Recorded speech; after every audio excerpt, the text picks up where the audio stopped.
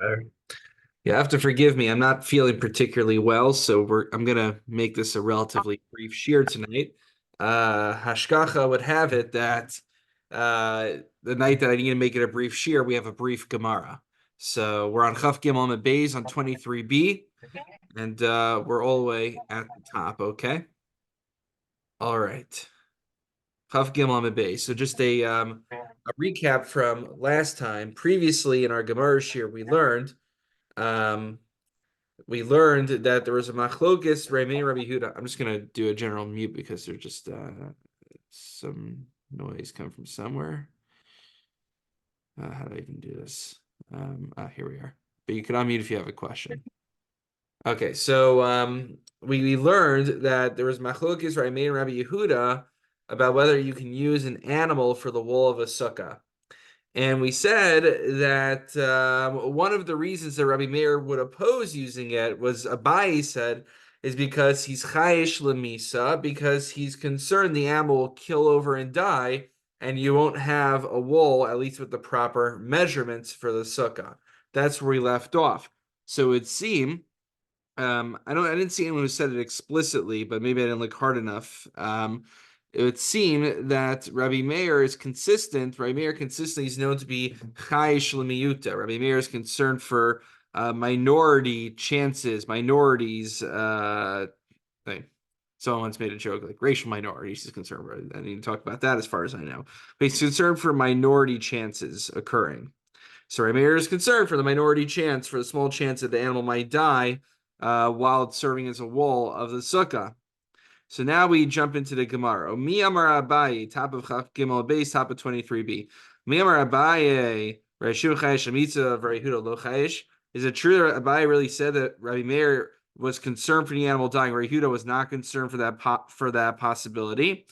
But we're going to see the opposite. That Rabbi Huda is really the one who's concerned for small chances, and Rabbi Meir is not concerned. Fatnan, just follow this. Das Yisrael, a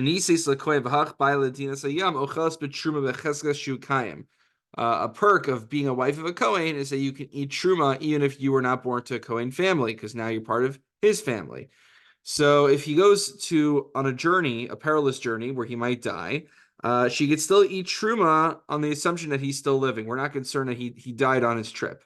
Ramina Allah, but this is contradicted by another brisa, Harizegi Teich, Sha'aris Komisasi, Asur Lechel B'Trumiyat.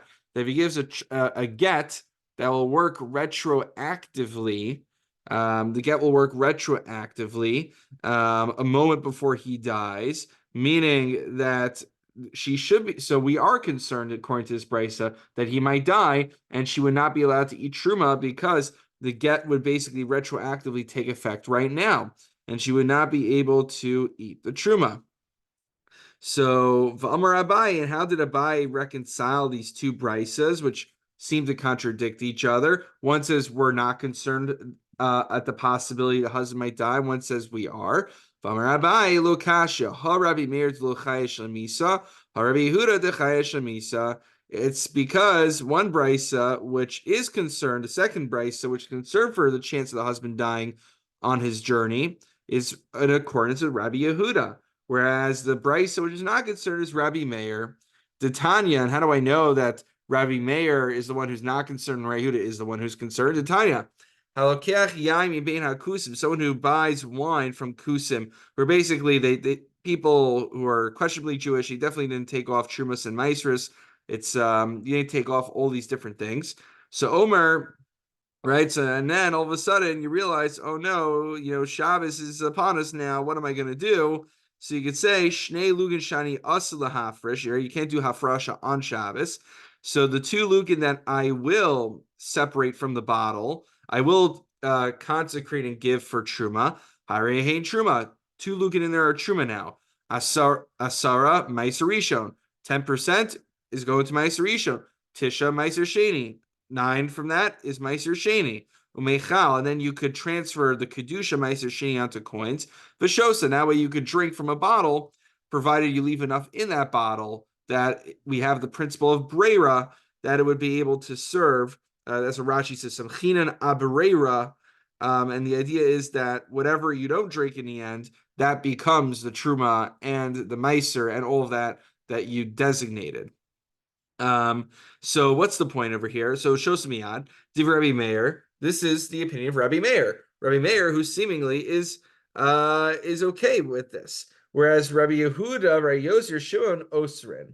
So, right, so Rabbi Yehuda, Rabbi Yosir, and Shimon are opposed. Why? What are they concerned? Why can't I pull this maneuver? They don't think that it's an issue per se of it being a legal fiction, but rather, if you look at Rashi and Tabach of Dalam and Aleph, we're afraid that maybe the barrel will eventually break and you won't be able to, the flask will break and you won't be able to rely on brera, and you won't have anything left. But nimsa shosa tvalim, and then retroactively you're basically drinking tevel, you're drinking untithed food. Now, what's the point here? What does that have to do with the concern, whether I'm concerned for the possibility of someone dying? Well, it's a matter of what is your tolerance for risk. Because Rabbi Yehuda is concerned for the chance of this flask imploding. That's a smaller chance than someone dying, apparently. Don't ask where they get their statistics from. So we see what all of this is basically to ask. It sounds like Rabbi Yehuda is the one who's concerned for a chance of somebody dying in a halachic scenario. You have to err on the side of caution. Rabbi Meir is the one who takes it more easy and is not concerned. This is the opposite of everything we've done until now, which we always pegged Rabbi Meir as the one who's concerned for small possibilities, whereas Rabbi Yehuda is the one who takes it easy and says it's a small possibility. We don't have to be choshesh for it. So what's the answer? Well, we give you a very easy. We get a very easy way out. Rabbi Meir Shamisa. Just switch the shitas around here. Rabbi Meir indeed is the one here who is concerned for death, and Rabbi Yehuda is not concerned. Lemisa. The Tanya also behema dofel and sugar. Meir postal Rabbi Yehuda machshir, as we learned in a brisa, which is what we learned earlier from our discussion. Rabbi Meir is concerned for an animal killing over and dying, and then you don't have a wool left. And Rabbi Yehuda is not concerned, and therefore he says that using an animal for sukkah is okay. So there's a lot of important sugyas that come up just in this small gemara. You can imagine it's such a small gemara because a lot of Tosfos, because there's a whole discussion. The discussion of brera is very important. The idea of kind of just very briefly, I'll try to articulate it. Brera is an important idea. Brera is kind of comes up in different places. So one example in the Gemara is that if you have to pre-designate who's going to be part of your chabura, your group, to eat the carbon pesach. So what if a father wants to make a competition? You'll be part of the chabura, whoever makes it here first.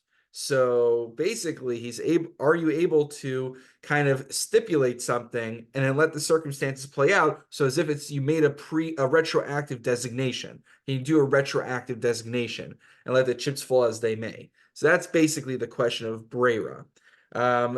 So as I say, you'll forgive me. I'm not feeling so well, so I didn't have a chance to go too deep into this. But I hope that basically getting us on the Chaf Daled Amud Aleph was worth our time tonight. And it's good to see you all. Good learning together. And Judd, you're back in town? Okay, Baruch Hashem. Okay, good to see you. Good to see everyone. Wishing you all a wonderful Shabbos. Rabbi, if you need any medication, don't forget to call. Thank you, Erwin. Thank you. Before Shlema. Thank you. Take care, guys.